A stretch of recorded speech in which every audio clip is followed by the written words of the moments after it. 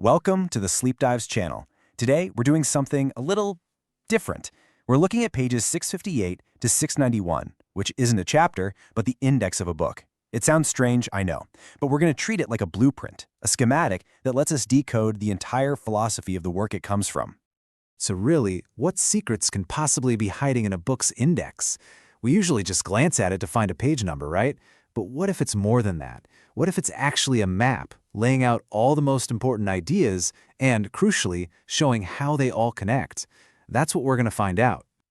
Okay, so first things first. To decode this blueprint, we need to find the main structural pillars. And the easiest way to do that? Just look at which words take up the most space. It's pretty simple, really. The more sub-entries a term has, the more central it must be to the whole thing. And right off the bat, a massive pillar just jumps out at us: learning. But look closer at how the index describes it. This isn't about sitting alone with a book. The sub-entries, team learning, collective learning, generative learning, they tell a story.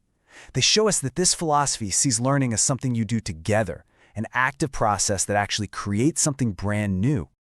Now for the next major pillar, and you could argue this is the cornerstone that holds the entire structure up: systems thinking.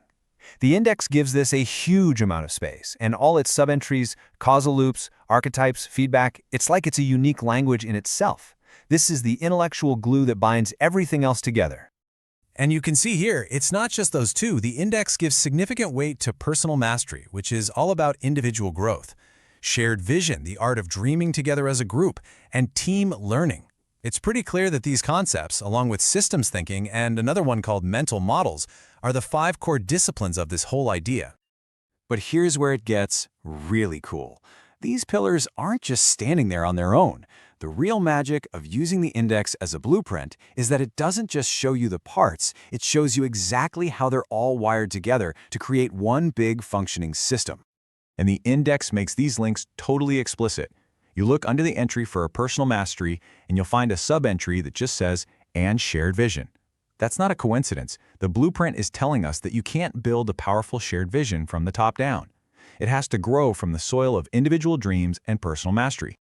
And here's another one of those critical connections the index just hands to us. Team learning is directly linked to systems thinking. Now, the implication of that is huge.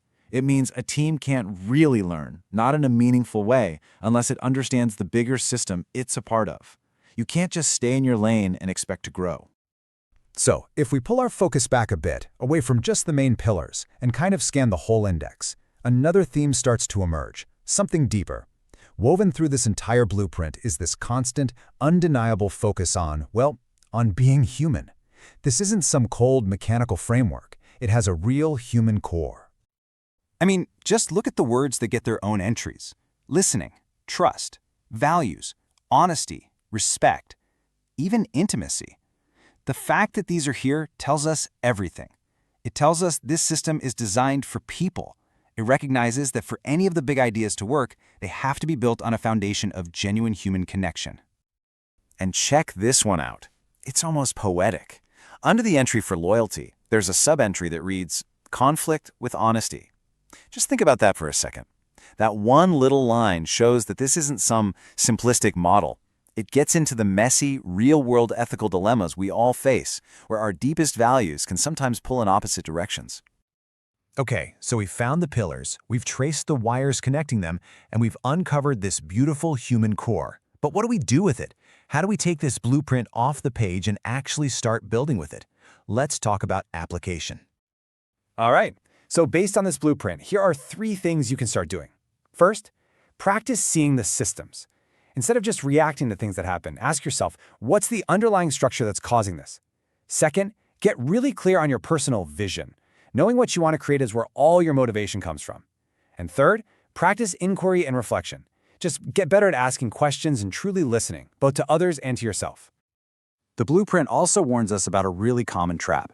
So many of us get completely fixated on our problems. But the thing is, problem solving often just gets you back to where you started. What really creates change is a powerful, compelling vision of the future you want. Vision doesn't just fix things, it pulls you forward into something new. So, let's just recap what we've done here. We took something most people ignore, a book's index, and we treated it like an architect's schematic, And by doing that, we basically reverse engineered an entire philosophy for growth and collaboration. It's a pretty powerful technique. So, to sum it all up, we found those 5 foundational pillars: systems thinking, personal mastery, and the rest. Then we mapped out how they're all connected to each other, forming this single, integrated system. And finally, we discovered that holding it all up is this deep, human-centered foundation of values. A blueprint is only really useful if you build something with it. So as you look at this whole structure we've decoded, the individual skills, the systemic connections, the human values, it really just leaves us with one final question for you. Which part of this blueprint will you start building with?